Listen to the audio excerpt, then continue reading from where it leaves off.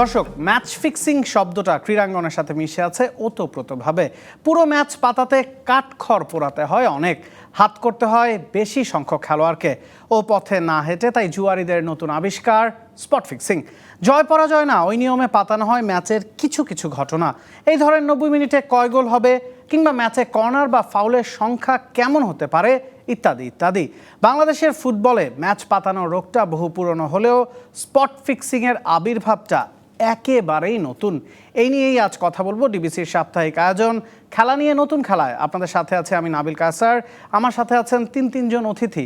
আছেন বাংলাদেশ জাতীয় দলের সাবেক অধিনায়ক ও ক্রীড়া সংগঠক আরিফ খান জয়, আছেন প্রবীণ সাংবাদিক দিলু খন্দকার ও বাফুফের ডিসিপ্লিনারি কমিটির চেয়ারম্যান মেজবাউদ্দিন। তিনজনকে স্বাগত জানাচ্ছি ডিবিসির সাপ্তাহিক আয়োজন খেলা নিয়ে নতুন খেলায়। আমরা যেমনটা বলছিলাম যে আজকে আমরা ম্যাচ পাতানো নিয়ে কথা বলতে চাই। একেবারে শুরুতেই আরিফ খান জয়ের কাছে যদি জানতে চাই, আপনি দীর্ঘদিন জাতীয় দলের অধিনায়কত্ব করেছেন এবং এরপর সংগঠক হিসেবে দায়িত্ব পালন করেছেন, উপমন্ত্রী হিসেবে দায়িত্ব পালন করেছেন।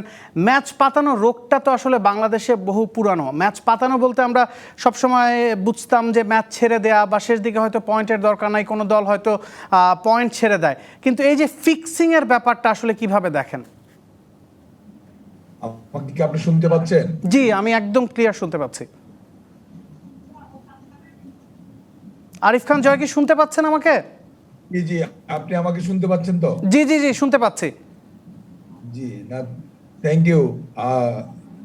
আজকে ম্যাচ ফিক্সিং নিয়ে যে প্রশ্নটা, এখানে দিলু খন্দকার ভাই রয়েছেন এবং আমাদের যে নির্বাচন কমিশনার বিগ ব্রাদার, ওনার সঙ্গে দীর্ঘদিনের সম্পর্ক, ওনাকে সামনে রেখে বলছি যে ম্যাচ ফিক্সিং এটি দীর্ঘদিনের একটি ফুটবলের এবং ফুটবলের উন্নয়নের ক্ষেত্রে এবং ফুটবলের এই বিকাশমান সত্তাটা সারা পৃথিবীতে যেভাবে এগিয়ে যাচ্ছে, তার জন্য সবচেয়ে বেশি যে পয়জনাস, আমরা ক্যান্সার বলতাম আর কি, যে ম্যাচ ফিক্সিং কে ফুটবলের ক্যান্সার বলা হতো।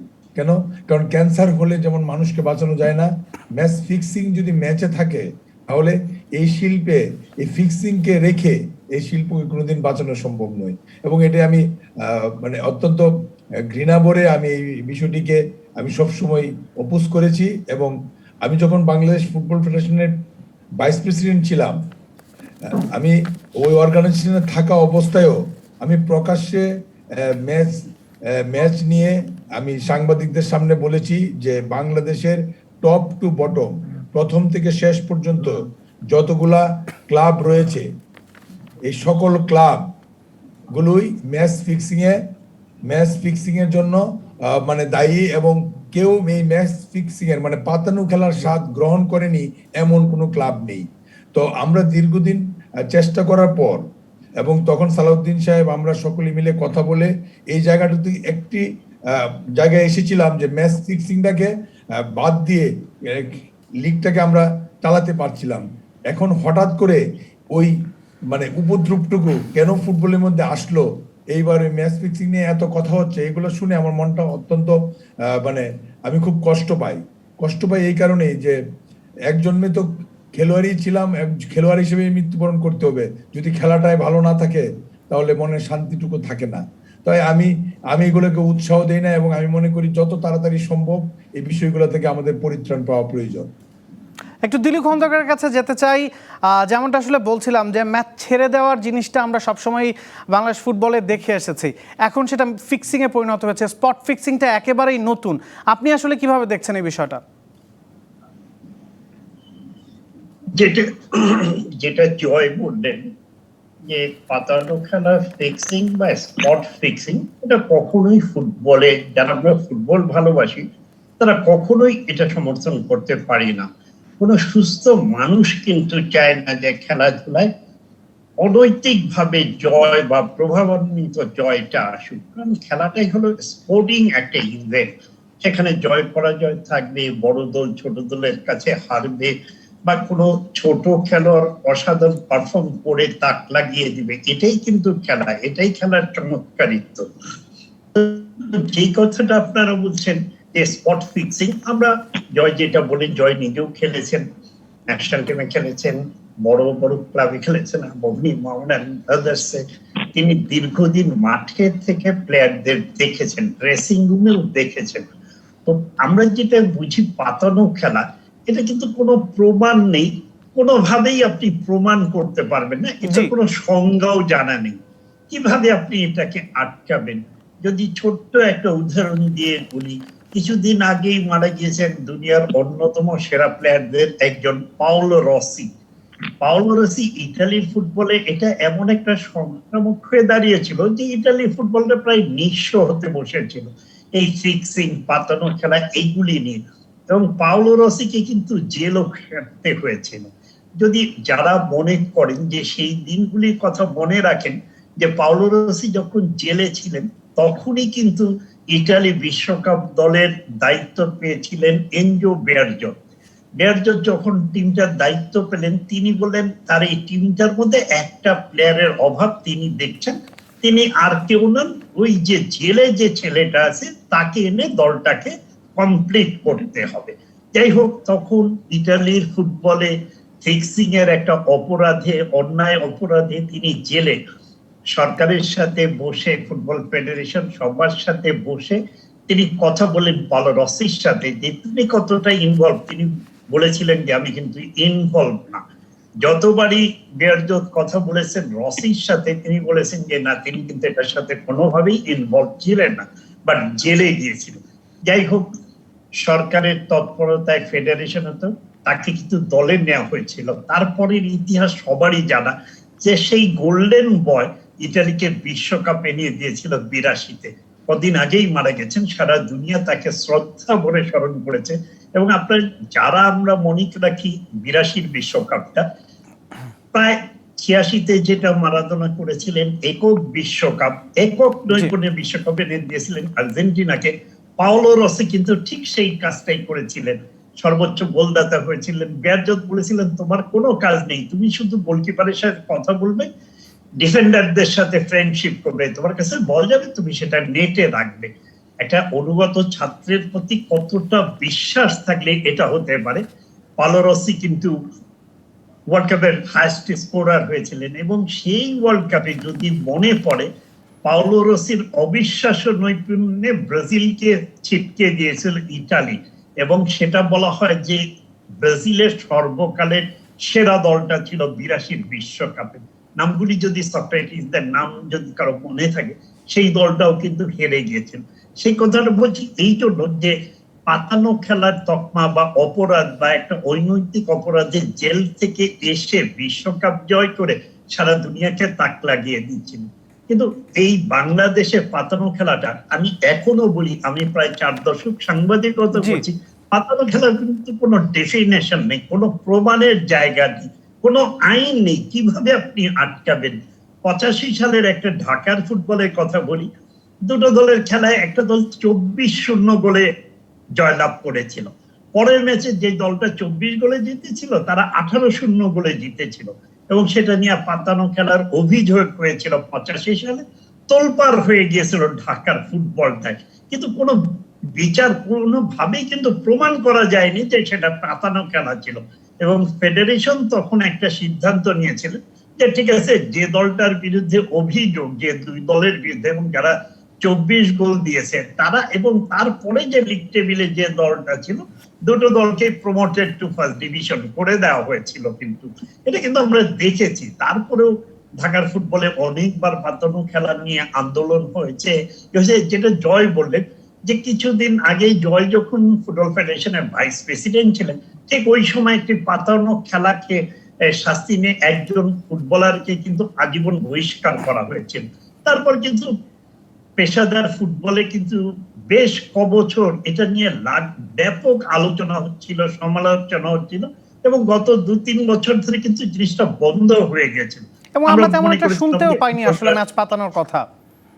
জি, কিছুদিন ফিরে এলো, কিন্তু হঠাৎ করে এবার যেটা এলো অভিনবত্ব, স্পট ফিক্সিং। এটা কিন্তু আমরা এতদিন শুনে আসছিলাম ক্রিকেটে ছিল, কারণ ওই লর্ডসের মোহাম্মদ আমের, আসিফের, সালমান বারদের স্পট ফিক্সিংটা কিন্তু সারা এই ক্রীড়া দুনিয়াকেই নাড়িয়ে দিয়েছিল। আমিরের মতো ট্যালেন্টেড ক্রিকেটারটাকে 5 বছর নির্বাসনে যেতে হয়েছিল, জেল খাটতে হয়েছে। আসিফ তো আর কামব্যাকও করতে পারেনি। সালমান বাট কিন্তু এই সাসপেন্ডেড হয়েছেন, এবং ইন্ডিয়াতেও কয়েকজন প্লেয়ারকে আমরা দেখেছি স্পট ফিক্সিং বা এটার সাথে জড়িত থাকার জন্য তারা সাসপেন্ডেড হয়েছিলেন। তো বাংলাদেশে এটা কিন্তু খুবই নতুন সাবজেক্টটা, যে স্পট ফিক্সিং, এটা আবার কি জিনিস, বাট এটা যে এতটা ব্যাপক আকার ধারণ করবে এটা কিন্তু কেউ ধারণাই করেনি। যে ফুটবল ফেডারেশন তারা যেমন খুব নড়ে চড়ে বসেছেন, এএফসি ফিফার দিক নির্দেশনাও চাচ্ছেন, কিন্তু পুরো জিনিসটাই তো আসলে আজ করা যায়নি। এই অভিযোগটা আসার আগ পর্যন্ত তো আমরা শুনিনি বা আজ করতে পারিনি। সত্যিই তাই, একদমই আজ করা যায়নি। কারণ এবার করোনা নিয়ে যখন গোটা দেশ করোনা প্রতিরোধে সরকার সারা দেশ যখন তখন এই স্পট ফিক্সিংটা কিন্তু নতুন একটা ফুটবলের জন্য কলঙ্কিত অধ্যায় রচনা করেছে। এই যে এটা আপনি কাকে দোষ দিবেন, ক্লাবগুলিকে না ফুটবল ফেডারেশনকে? কিন্তু কাউকে কিন্তু আপনি দোষও দিতে পারেন না। কিভাবে আপনি এটাকে কারণ আপনি তো প্রমাণ করতে পারছেন না, এটা কোনো প্রমাণ নেই আপনার, এটা কিভাবে আটকাবেন? আইন করে বা সরকারের ফুটবলের কোন আইনেই কিন্তু এই ধরনের কোন দেখা নেই যে এরকম একটা খেলা হতে পারে। যদি আপনি ধরেন ইংলিশ লিগের কথা ধরেন, যে ইংলিশ লিগটাই কিন্তু এই ধরনের কোন অভিযোগ কখনো আসেনি। কারণ এত কম্পিটিটিভ লিগ ইংলিশ, যে কোনো দল, যে সিটি যারা লিগ চ্যাম্পিয়ন হবে, যে কাউকে হারাতে পারে, বটম টিমের কাছে হেরে যেতে পারে, সেটা নিয়েও কিন্তু কোনো আলোচনা হয় না। লিভারপুল একটা সময় 10 পয়েন্ট লিড ছিল, এখন লিভারপুল নাম্বার 6 এ নেমে গেছে। তার মানে এত এই রদবদল হয়, আপস এন্ড ডাউনস এর মধ্যে যে ইংলিশ লিগ হয়, সেখানে কিন্তু এগুলি নিয়ে ভাবার সময় নেই। আমাদের ফুটবলের প্রবলেমটা অন্যটা জায়গায়, যেটা জয় নিজে আবাহনী মোহামেডান ব্রাদার্স নিয়ে খেলেছেন।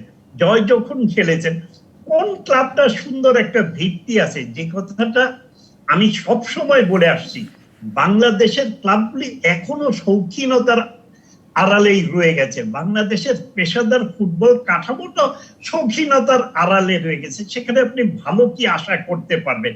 আপনাকে ধরে নিতে হবে এটা একটা কর্পোরেট হাউসের মতো যদি করা যায়, যেটা ক্রিকেট পেরেছিল, ফুটবল পারেনি। ক্রিকেটটা কর্পোরেট, কিন্তু বেশিরভাগ ক্লাবগুলোর মালিকানা তো আসলে কর্পোরেট হাউসগুলোর হাতেই আছে এখনকার দলগুলোর কথা যদি বলি। না, তারপরও আপনি ধরেন, যদি ধরেন এই দেশের ফ্র্যাঞ্চাইজি ভিত্তিক ফুটবলের কথা কি বলছেন, তাদের বেসটা আপনি চিন্তা করেন, তাদের ডোনারদের টাকায় তাদের ক্লাব চলে, তাদের কিন্তু নির্দিষ্ট কোনো আয়ের উৎস নেই। এই দুটি বড় ক্লাবের নিজস্ব কোনো স্টেডিয়াম নেই, মাঠ নেই, ট্রেনিং এর জায়গা নেই, জিমনেশিয়াম নেই। তাহলে আপনি ভালো কিছু আশা করবেন কিভাবে? পাশে যদি আপনি ইন্ডিয়াতে চলে যান, ইস্ট বেঙ্গল, মোহনবাগান, মোহামেডান, এখন সাউথ ইন্ডিয়ান দলগুলি সবারই নিজেদের খেলার মাঠ আছে, একাডেমি আছে, জুনিয়র ফুটবলার তৈরির ক্ষেত্র আছে। বাংলাদেশ আজও কিন্তু সেই পথে হাঁটেনি, এক্সেপ্ট বসুন্ধরা, সাইপ্রিস স্পোর্টিং আর ছোট ক্লাব আরামবাগ, যাদের একটা একাডেমি রয়েছে। সত্যিকার অর্থে আমরা একাডেমিটা বুঝি কি? আমরা বুঝি আয়াক্স আমস্টারডামের একাডেমি, যেটা আমরা দেখেছি, দেখে মনে হয়েছে সেটা বাংলাদেশে করা সম্ভব না। কারণ বাংলাদেশের ফুটবলে এত টাকা নেই যে আপনি আয়াক্স আমস্টারডামের মতো একটা একাডেমি বানাবেন যেখান থেকে ফুটবলাররা প্রডিউস হবে, কিংবা আর্সেনালের মতো আপনি একাডেমি বানাতে পারবেন না। এটা কিন্তু সম্ভব না। কারণ আমরা যখনই বিদেশে খেলা করার ক্ষেত্রে যখন বায়ার্ন মিউনিখ স্টেডিয়ামটা দেখে আসি, বায়ার্ন মিউনিখ ক্লাব চত্বর দেখে আসি, তখন কিন্তু আবাহনী মোহামেডানে গেলে মনে হয় কেন আমরা ফুটবল খেলি। এটা কিন্তু খুব অবাক। কারণ বিশ্বকাপগুলিতে যে ক্লাবগুলির অবস্থা দেখে, তাদের যে অবস্থা, তাদের যে কাঠামো, সেটার বিন্দু মাত্র বাংলাদেশের ফুটবলে নেই। আমরা একটু সেই বিষয়টাই, যেমনটা আসলে আপনি বলছিলেন যে ম্যাচ পাতানোর প্রমাণ কখনোই আসলে করা যায় না বাংলাদেশে, অন্তত সেটা প্রায় অসম্ভবের পর্যায়ে। এই বিষয়ে একটু মেজবাউদ্দিন আমাদের কাছে জানতে চাই, আপনারা আসলে কি মত, কিভাবে আসলে এই ম্যাচ পাতানো জিনিসটা প্রমাণ করা যেতে পারে? আমরা সবসময় শুনি যে তদন্ত কমিটি করা হচ্ছে বা করা হবে। কি ধরনের তদন্ত আসলে এখানে করা হয়, বা এটা প্রমাণ করার জন্য কি প্রয়োজন বলে মনে করেন আপনি? আমাদের ফুটবল ডিসিপ্লিনারি কমিটির কাছে এই ধরনের অভিযোগ লিখিতভাবে না হলেও আলোচনায় বহুবার এসেছে, এবং যতবারই এসেছে আমাদের আগের আলোচকবৃন্দ যথার্থই বলেছেন যেগুলো প্রমাণ করা আসলে খুবই কঠিন, কারণ এর কোনো প্রমাণ থাকে না। ইউরোপ আমেরিকায় বা দক্ষিণ আমেরিকা যে সমস্ত ম্যাচ ফিক্সিং এর ঘটনা ঘটে, সেগুলো সরাসরি জুয়ার সঙ্গে রিলেটেড। এখন এই বাজির প্রবণতা দেখে তখন তারা ধরে নেয় যে এই ম্যাচটা ফিক্স হচ্ছে, আমাদের দেশে সে বাজিগরদের অস্তিত্ব আছে কিনা, থাকলে তাদের বিচরণ কোথায় এবং তাদের ট্র্যাকিং কিভাবে করা যাবে, এই মেকানিজম এখনো ডেভেলপ করেনি। এটা আমাদের একটা হ্যান্ডিক্যাপ। এটা ধরতে গেলে আপনাকে ইলেকট্রনিক যত এভিডেন্স সম্ভব এটা জোগাড় করতে হবে, কারণ এর শাস্তিটা খুবই কঠিন। একটা ক্লাবকে কিংবা একজন খেলোয়াড়কে আপনি যখন শাস্তি দেবেন, আপনার কাছে যথেষ্ট এভিডেন্স না থাকলে আপনারা শাস্তি দিতে পারবেন না। তো আমি বারবার বলেছি যে যারা খেলা সম্পর্কে অভিজ্ঞ, বিশেষ করে কোচেস, পুরনো খেলোয়াড় যারা আছেন, অর্গানাইজার যারা আছেন এবং ম্যাচ রেফারি যারা থাকেন, তাদের সমন্বয়ে একটা ন্যাশনাল লেভেলের একটা টেকনিক্যাল কমিটি হওয়া দরকার। আমরা সরাসরি এভিডেন্স পাবো না, কিন্তু সার্কামস্টেন্সিয়াল এভিডেন্স, খেলার রকম দেখে যে সিদ্ধান্ত নেওয়া যে হ্যাঁ এটা একটা ফিক্সড ম্যাচ। সেক্ষেত্রে আমি যদি একটু আপনাকে থামাই, খেলার রকম দেখে যদি আমরা সিদ্ধান্ত নেই, সেটা তো ভুলও হতে পারে। সেটাকে আসলে শক্ত এভিডেন্স বলা যায় কিনা, কারণ আপনি তো আসলে প্রমাণ করতে পারছেন না যে ইচ্ছা করেই হয়তো এই গোলটা খাওয়া হয়েছে বা ইচ্ছা করে এই ফাউলটা করা হয়েছে, এটা তো আসলে প্রমাণ করা যাবে না। সেক্ষেত্রে কি আসলে নিজের বিচার বুদ্ধি দিয়েই এটা প্রমাণ করার কথা বলছেন? এটা একজনের বিচার বুদ্ধি তো না, আমি বলছি যে একটা টেকনিক্যাল কমিটি লাগবে। জি, টেকনিক্যাল কমিটির লোকজন কি আসলে নিজেদের বিচার বুদ্ধি দিয়ে সেটা যাচাই করবেন কিনা? হ্যাঁ, আমাদের ডিসিপ্লিনারি কমিটির আসলে এখানে কিছু করার নাই। জি, আমরা হলো এভিডেন্স যেটা আমাদের সামনে আসবে, যদি কোনো টেকনিক্যাল কমিটি বলে, বিএফএফ যদি একটা টেকনিক্যাল কমিটি এস্টাবলিশ করতে পারে, সেই কমিটি যদি বলে যে হ্যাঁ এটাকে আপনার এই এত পার্সেন্ট ফিক্স ম্যাচ বলে গণ্য করা যায়, তখন আমরা চিন্তা করবো শাস্তির মাত্রাটা কত হতে পারে। কিন্তু আসল প্রমাণ যেটা, সেটা হচ্ছে আপনার ডিজিটাল এভিডেন্স। এটার জন্য আমাদের এই পুলিশ, ইন্টেলিজেন্স, সাইবার সিকিউরিটি যারা হ্যান্ডেল করেন, ব্যাংকিং ট্রানজাকশন যারা হ্যান্ডেল করেন, তাদেরকে ইনভলভ করতে হবে, ব্যাংকিং সেক্টরকে ইনভলভ করতে হবে, নাইলে পারা যাবে না। আর আমার শেষ কথা হলো, আপনার কোনো প্রমাণ নাই বলে আমরা বসে থাকবো, এটা তো হয় না। We must make a start, কিছু একটা দিয়ে শুরু করতে হবে। আমি একটু আরিফ খান জয়ের কাছে জানতে চাই, দীর্ঘদিন আপনি ফুটবল খেলেছেন এবং এই জিনিসগুলো আপনি নিজেও আসলে বললেন যে সবসময় আসলে বাংলার ফুটবলের সাথে এই জিনিসটা মিশে আছে। ম্যাচ পাতানো এবং ছেড়ে দেওয়া, এই দুটার মধ্যেও তো আসলে নিশ্চয়ই কিছু না কিছু পার্থক্য আছে।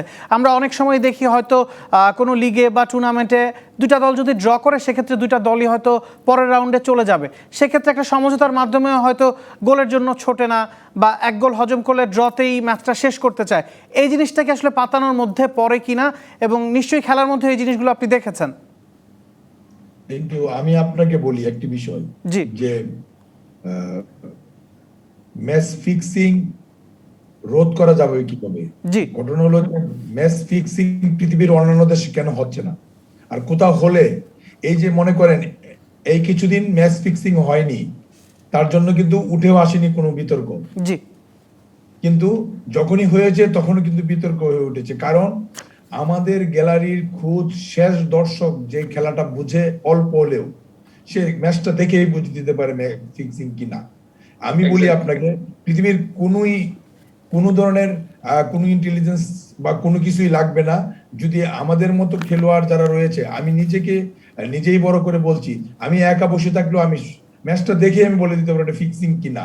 কারণ ফুটবলের একটি ভাষা আছে, সারা পৃথিবীতে ফুটবলের ল্যাঙ্গুয়েজ একটি ল্যাঙ্গুয়েজে ফুটবলটা চলে, সুতরাং এটি না বোঝার কোনো কারণ নাই। সেই ক্ষেত্রে কিছু দুর্বলতা আমাদের রয়েছে, যেটি হলো আমি গত এই বছরের লিগগুলা দেখছিলাম।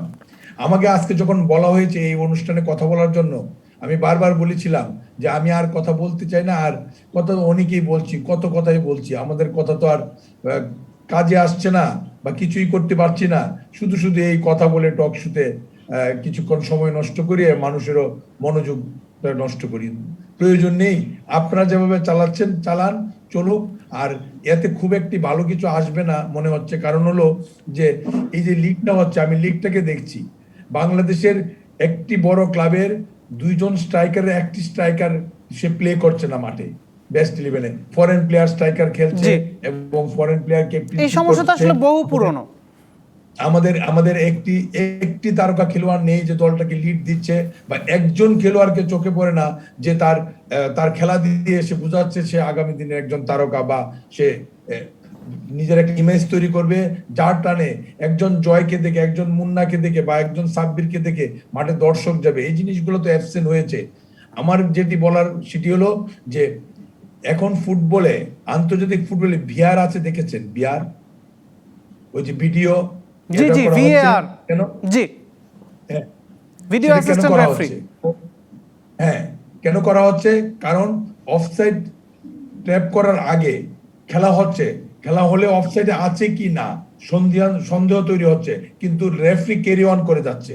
খেলাটা ফিনিশ হওয়ার পরে হয়তো আইদার গোল হয়েছে, আইদার গোল হয়নি, তারপরে আবার তার রিপ্লেটাকে দেখছে, রিপ্লে দেখে উনি ফোনে কথা বলছে, কথা বলে সে ক্লিয়ার হচ্ছে বা ক্লিয়ার হয়নি, তখন রেফারিকে বলা হচ্ছে আপনি নিজে থেকে সিদ্ধান্তটা দেন কতটুকু রেকটিফাই করছে বিষয়টাকে। তা আমাদের এইসব প্রযুক্তিগুলাকেও কিন্তু আগামী দিনে ইনভলভেন্সি প্রয়োজন, কারণ আমার ছেলেরা দেশের বাইরে যখন খেলতে যাবে, যখন এইসব প্রযুক্তিগুলো ব্যবহার হবে, আপনি তো তাল বেতাল হয়ে যাবেন একবারে। সুতরাং এই জিনিসগুলো ইমপ্লিমেন্ট করা হচ্ছে না কেন? ফুটবল ফেডারেশন নির্বাচন কারা কারা পাস করলো, কারা পাস করলো না, আমি সেগুলো নিয়ে কথা বলবো না, কিন্তু মোট কাজের কাজটা যদি না হয়, তাহলে আমি দিলু ভাই আর নির্বাচন কমিশনার ভাই সকলে মিলে কথাই বলবো, আপনারাও কথা বলবেন, কিন্তু মূল কাজটা হবে না। ম্যাচ ফিক্সিং বন্ধ করা সম্ভব। একবার কেউ ম্যাচ ফিক্সিং একটা ম্যাচে নামবে 15 মিনিটের মধ্যে বলে দিতে পারবে, যদি টেকনিক্যাল কমিটির কথা বলেছেন উনি। হ্যাঁ, এরকম কমিটি করে তারা খেলা দেখবে এবং প্রতিটা খেলা ভিডিও হবে, প্রতিটা খেলা আগাগোড়া ভিডিও হবে, এবং এনে ওই কমিটি থাকবে, ম্যাচটা সে উপভোগ করবে, ম্যাচের 15 মিনিটও খেলতে পারবে না, তার মধ্যেই ম্যাচটা প্রমাণিত হয়ে যাবে। আপনি শিওর থাকেন, এটা খুব কঠিন কোনো বিষয় নাই।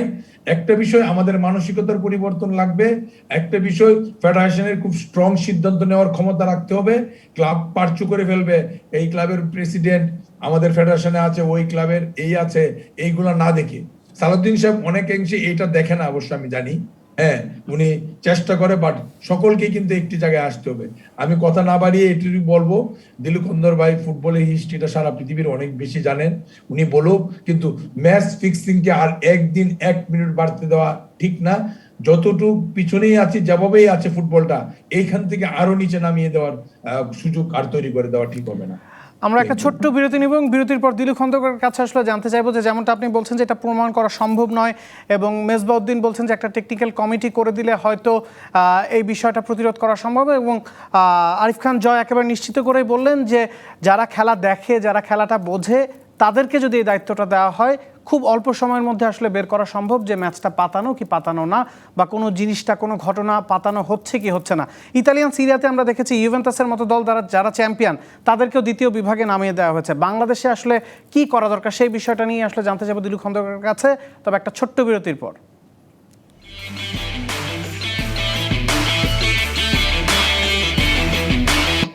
দর্শক, আরও একবার স্বাগত জানাচ্ছি ডিবিসি নিউজের সাপ্তাহিক আয়োজন খেলা নিয়ে নতুন খেলা। আপনাদের সাথে আছে আমি নাবিল কায়সার। কথা বলছিলাম পাতানো ম্যাচ ও স্পট ফিক্সিং নিয়ে। আমাদের সাথে আছেন 3 জন অতিথি, আছেন প্রবীণ সাংবাদিক দিলু খন্দকার, আছেন সাবেক উপমন্ত্রী এবং সাবেক জাতীয় দলের অধিনায়ক আরিফ খান জয়, এবং বিসিবি ডিসিপ্লিনারি কমিটির চেয়ারম্যান মেজবাউদ্দিন।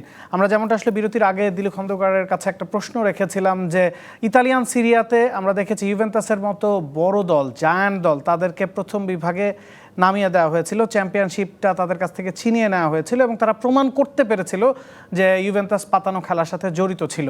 এবং বাংলাদেশে আসলে এবার যেটা হচ্ছে, স্পট ফিক্সিংয়ের কথাটা অনেক বেশি উঠে আসছে, যেটাতে আসলে ম্যাচ ছেড়ে না দিয়েও ফিক্সিং হচ্ছে, যেমন গোল কয়টা হবে, কত হবে, বা একটা ম্যাচে কতগুলো ফ্রি কিক হবে, কর্নার হবে, এই জিনিসগুলো নিয়ে আসলে বাজি ধরা হচ্ছে। বাজিটা বাংলাদেশে অবশ্যই নিষিদ্ধ, এবং পৃথিবীর অনেক দেশে এটা হয়তো নিষিদ্ধ না, সে কারণে আমরা ভারতীয় জুয়ারির কথাও শুনছি। পুরো বিষয়টা যদি আসলে একটু খোলাসা করতেন যে কি হচ্ছে, কিভাবে হচ্ছে। ঠিক তাই, কারণ চট্টগ্রামে যখন টেস্ট হচ্ছিল বাংলাদেশ ওয়েস্ট ইন্ডিজ, আপনি খেয়াল করবেন সেখানে কয়েকজন জুয়ারিকে ধরা হয়েছিল। দর্শক নেই, দর্শক স্টেডিয়ামে খেলা হচ্ছে, বাট জুয়ারি কিন্তু গ্রেফতার হয়েছিল। জি, খুব অবাক কিন্তু ব্যাপারটা, এবং তারা কেউ এই দেশের নাগরিক নন, তারা ভিনদেশী। ফুটবলেও যেটা এবার আমরা যেটা শুনেছি, আমরা কিন্তু প্রথম শুনে আমরাই অবাক হয়ে গেছিলাম যে বাংলাদেশের ফুটবলের স্ট্যান্ডার্ডটা নিয়ে যেটা জয় বলছিলেন, যে তিনি নিজেও উপমন্ত্রী ছিলেন, তিনি চেষ্টা করেছেন ফুটবলটা যেন আরো সামনের দিকে এগিয়ে যায়। কারণ এটা কিন্তু আমরা সবাই মনে প্রাণে চাই যে বাংলাদেশের ফুটবলের সেই হারানো দিনটা ফিরে আসুক, বাংলাদেশ ফুটবলটা আরো উপরের দিকে উঠে আসুক। তো সেইখানে যখন এমন একটি অভিযোগ, এই স্পট ফিক্সিং, এইটার এই অভিশাপটা বাংলাদেশের ফুটবলের জন্য খুব দুঃসময় বয়ে আনছে আমি বলবো। কারণ আপনি যেটা বললেন যে বেটিং যেটা, সেটা কিন্তু বৈধ। যেমন ইংল্যান্ডে প্রতি ম্যাচে কিন্তু বেটিং হচ্ছে, সেটা বৈধ। এবং বেটিং কোম্পানিগুলো অনেক বড় বড় দলের স্পন্সর হতে আমরা দেখেছি। অনেক বড় বড় কোম্পানি, তাদের অনেক ইনভেস্টমেন্ট, কিন্তু তাদের ওখানে কিন্তু যে কেউ, যে কোনো ফরেনারও কিন্তু বেট করতে পারে। ইংল্যান্ডের মানুষও পারবে, যে কেউ করতে পারে, এটা অনলাইনেও বেটিং হয়। আমরা পাকিস্তানে ওয়ার্ল্ড কাপ ক্রিকেট কভার করতে গিয়ে দেখেছিলাম, শুনেছিলাম যে সেখানেও বেটিং হচ্ছিল ম্যাচটা নিয়ে। পাকিস্তান ইন্ডিয়া খেলছিল ইন্ডিয়ার মাটিতে কোয়ার্টার ফাইনাল, সেটা নিয়েও বেট হচ্ছিল। কারণ যে ট্যাক্সিতে আমরা স্টেডিয়াম থেকে আমাদের হোটেলে ফিরছিলাম, তারা বললো যে আমাদের ট্রেন নামিয়ে সে যাবে বেট করতে। তো এটা কি ব্যাপার, এটা বৈধ বলো না, বাট অবৈধ ভাবে সেটাও কিন্তু পাকিস্তানে হচ্ছিল। যেমন আপনি বিপিএল, আইপিএল এও কিন্তু আমরা দেখি গ্রামে গঞ্জেও কিন্তু বিভিন্ন বল 6 হবে, 4 হবে, আউট হবে, এটা নিয়ে বেটিং হচ্ছে। এটা কিন্তু আমরা প্রায় নিউজ দেখি, পেপারে আসে, টেলিভিশনে খবরটা আসে। বাংলাদেশে আইপিএল এর সময় আমরা এমনটা বেশিরভাগ সময় দেখি যে সব জায়গায় আসলে এগুলো নিয়ে নিউজ হচ্ছে।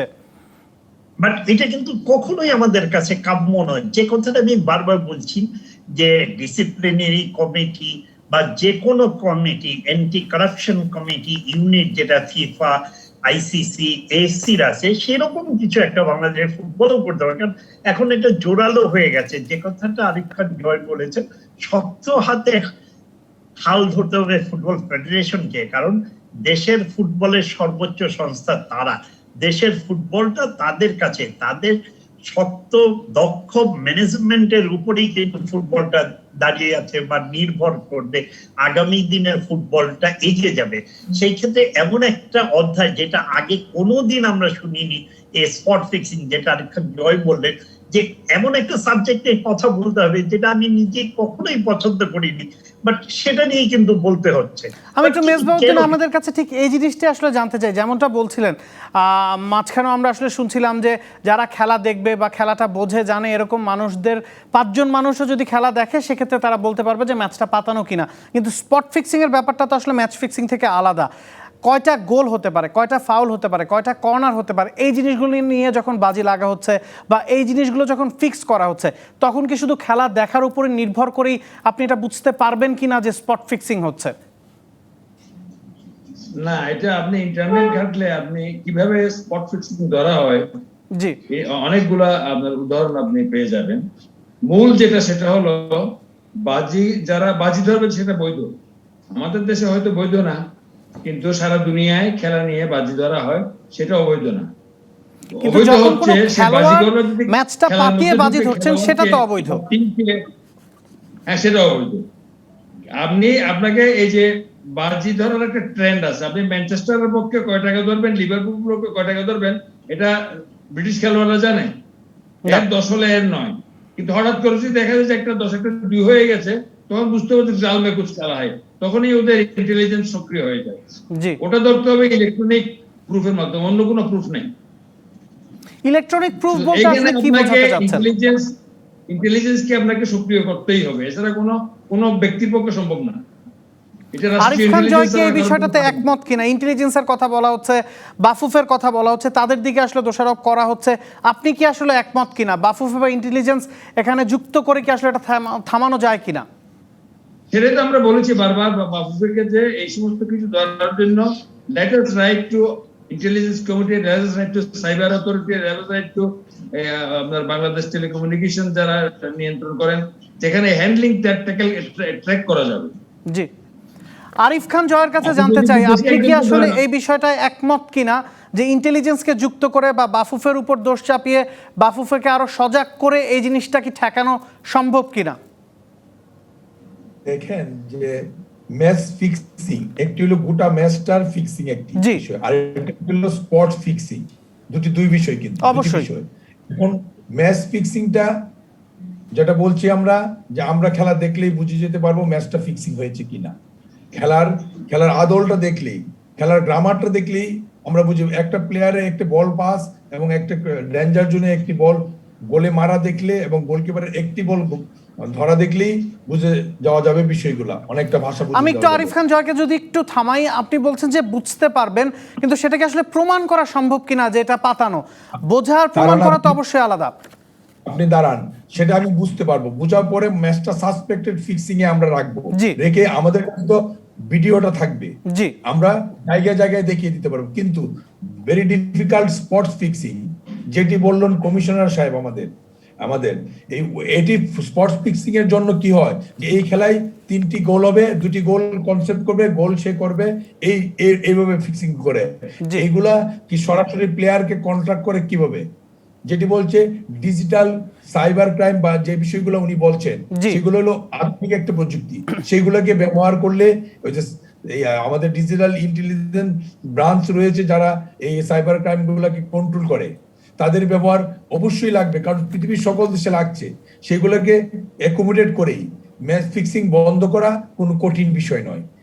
উনি যেটি বলছেন, আমি ওনার এই সমস্ত কথাটাকে সমর্থন করি, এবং এইভাবেই আমাদের ম্যাচ ফিক্সিং থেকে যে কায়দায় বেরিয়ে আসা উচিত, সবগুলো কায়দা এক মিটিং এ বসে বিএফ এর বোর্ড মিটিং এ সিদ্ধান্ত নেওয়াটা কঠিন হয়, কারণ এখানে অনেক ধরনের মতামত তৈরি হয়ে যায়, মুহূর্তে বিষয় থাকে অনেক কিছু। যাই হোক, তারপরে আমি বলবো এক মিটিং এ বসে একবার সকালে ঐক্যবদ্ধ হয়ে এই সিদ্ধান্তগুলো নেওয়া উচিত, যা যা যা প্রয়োজন।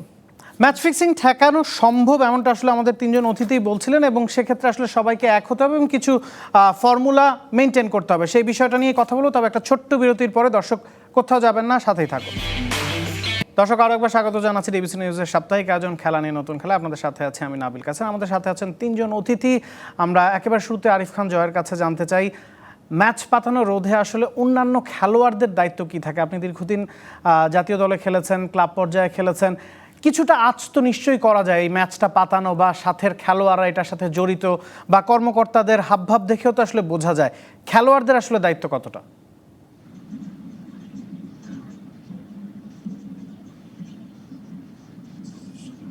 আরিফ খান জয় কি শুনতে পাচ্ছেন আমাকে? আপনি শুনতে পাচ্ছেন? জি জি, শুনতে পাচ্ছি। ফিক্সিং একটা হলো গোটা ম্যাচ ফিক্সিং, জি। সেটি সেই ক্ষেত্রে খেলোয়াড়দের ভূমিকা একেবারেই কম থাকে, কারণ ক্লাবগুলোয় পার্চু হয়ে খেলোয়াড়দেরকে ওই স্ট্যান্ডের উপরে সিদ্ধান্ত জানিয়ে দেয়, এইভাবে করে।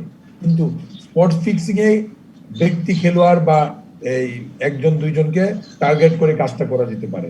কিন্তু আমার বিষয় হলো যে খেলোয়াড়রা তো, মানে আমি মনে করি যে যদি কোনো খেলোয়াড়, এটা ক্রিকেট না, ফুটবল ইজ ডিফারেন্ট থিংস। আমি মাঠে খেলেছি, এটা স্পট ফিক্সিং থেকে আমাকে ম্যানেজ করে কোনো ক্লাব এরকম কোনো বেনিফিট, যে মুহূর্তে বলটা আমার গোল করার কথা বা বলটা পাস দেওয়ার কথা, ওই মুহূর্তে আরেকজন খেলোয়াড় বলটা আমাকে দিচ্ছি না, কারণ ওই প্লেয়ারটা জানেই না যে বলটা আমাকে এখন দিতে হবে।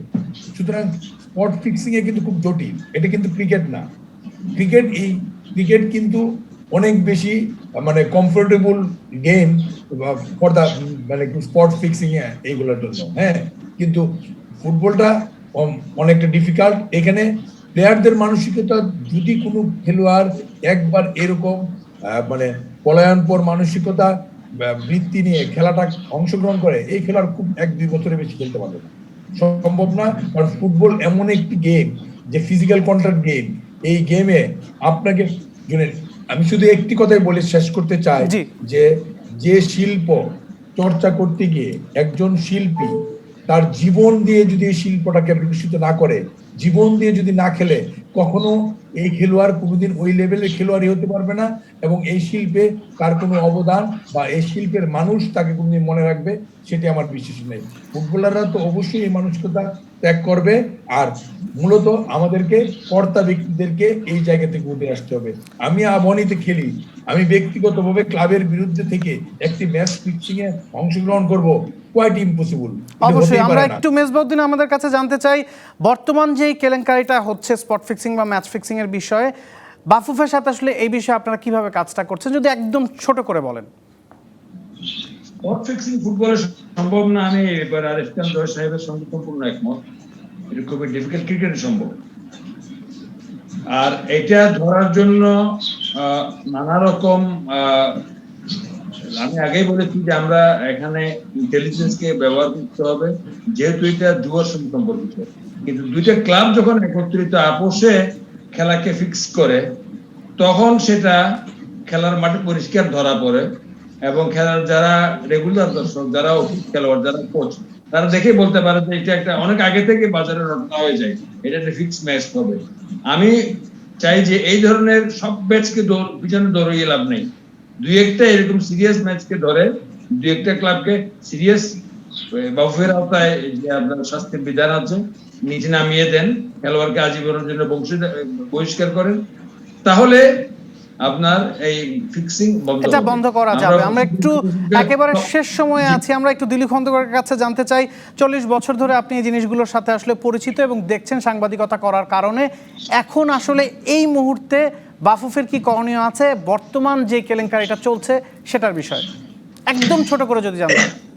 ফেডারেশন প্রেসিডেন্ট কিন্তু সোজা সবটা বলে দিয়েছেন, জিরো টলারেন্সের কথা বলেছেন, কোনোভাবেই তারা এটা বরদাস্ত করবেন না। এটা কিন্তু পরিষ্কার যে এটাকে আটকাতে হলে ফুটবল ফেডারেশনকে শক্ত হাতে হাল ধরতে হবে, এবং এটা কিন্তু অসম্ভব এটা আমি বিশ্বাস করি না। কাজটা কঠিন কিন্তু অসম্ভব নয়, কারণ সবকিছু টেকনিক্যাল ডিভাইসের হেল্প নেওয়া যেতে পারে। প্রতিটা ম্যাচকেই রেকর্ডেড করতে হবে, প্রতিটা ম্যাচকে। এবং এখানে জয় যেটা বলেছেন যে ফুটবলারকে নিজের থেকে তাকে শুদ্ধ হতে হবে, শুধু ফুটবলারকে না, ওই অর্গানাইজারকে হতে হবে, ক্লাবকে হতে হবে, তাহলেই কিন্তু এই জিনিসটা বন্ধ হবে।